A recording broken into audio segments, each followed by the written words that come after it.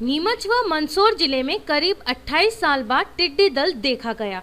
जैसे ही टिड्डी दल का प्रवेश जिले में देखा गया, प्रशासनिक अधिकारियों की नींद उड़ गई।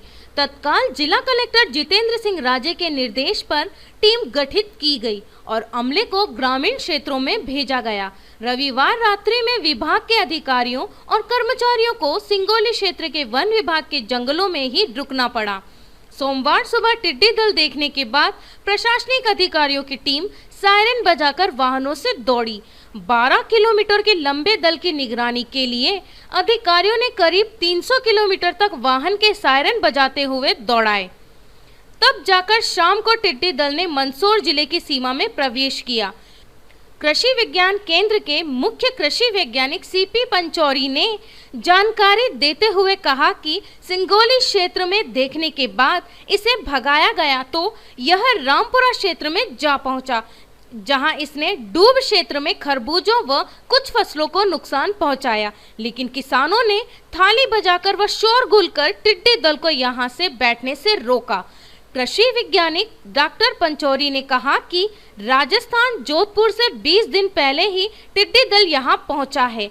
इसके पीछे भारत सरकार के अधिकारी भी पीछा कर रहे थे। डॉक्टर पंचौरी ने कहा कि सबसे पहले सिंगोली क्षेत्र के राजस्थान से लगे गांव में आया, फिर यहां से भगाने के बाद रामपुरा क्षेत्र के खेतपालिया, दूधलाई व लसूड़िया के ओर रवाना हो गया।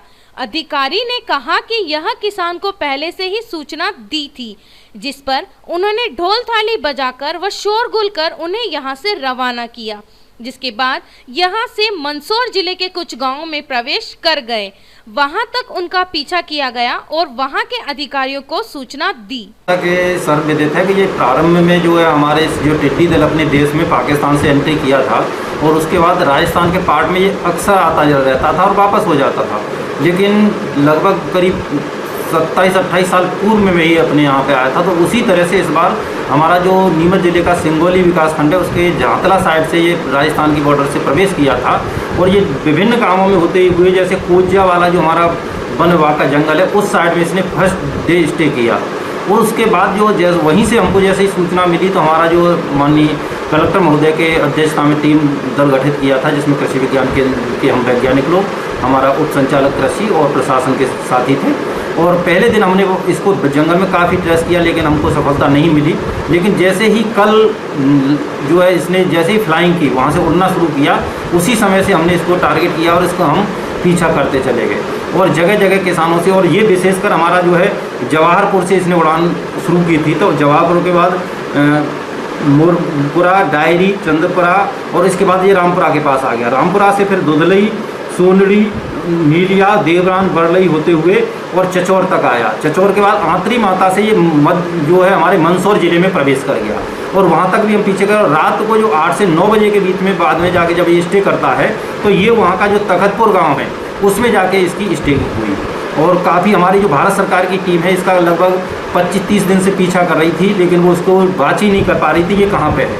लेकिन पहले राउंड पे ही हम लोगों ने इसको बाज करके कल ये हमने बता दिया। तो और इसका यही है कि दिन में तो सिर्फ थोड़ा बचाव किया जा सकता है किसान भाई, जैसे सूर करके या हल्का पानी की बौछार करके अपने खेत को उस समय बचा सकते हैं, क्योंकि विधन ये 15-20 मिनट में ही उस खेत से आगे चल जाता है। और इसका जो घेरा है लगभग 15 से 20 किलोमीटर की सर्किल को लेके ये चलता है, एक गांव दूसरे, और हवा के रुख के अनुसार ये आगे करता है।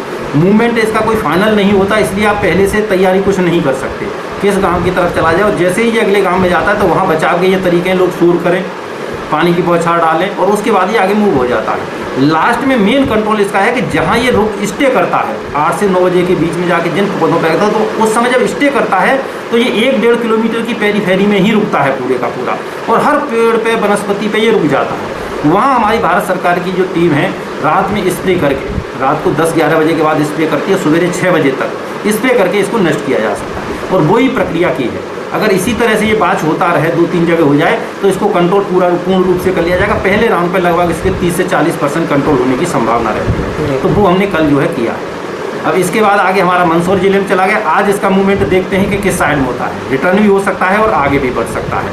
तो हमारे विशेषकर सभी जिलों को जैसे मालवा है, उज्जैन है, राजगढ़ है, इसी तरह से अगर इधर रतलाम, कि सैला नवाजना ब्लॉक है या झाबुआ है, इस साइड में इसके जाने की संभावना है। या ये भी हो सकता है कि ये नीमच में रिटर्न करते हुए हमारे प्रतापगढ़ जिले में भी जा सकता है। तो अभी आज नेक्स्ट मूवमेंट के अनुसार इसका क्लियर होगा। कल कितना किलोमीटर तक आप लोगों ने कल हम लोगों ने लगभग, हमारी जो वाहन थे लगभग 300 किलोमीटर तक दौड़े, लेकिन जो फ्लाइंग इसकी रहती है लगभग 150 किलोमीटर इसने फ्लाइंग की है एक दिन में।